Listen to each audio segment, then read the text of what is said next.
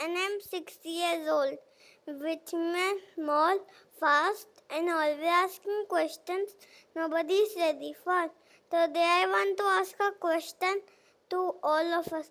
What happens if kids get freedom to explore, if only instructions to follow? So basically my day starts like this.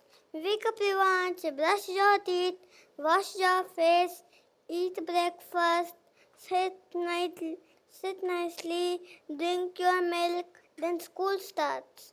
Stand in a line, sit quietly, color in the lines, write neatly.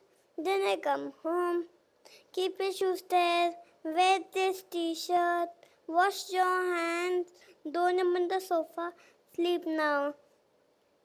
So basically, my day starts with instructions and ends with instructions.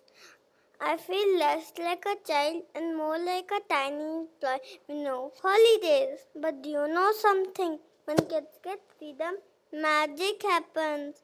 When you give me a cardboard box, you see recycling. I see a rocket ship. Freedom gives kids three superpowers.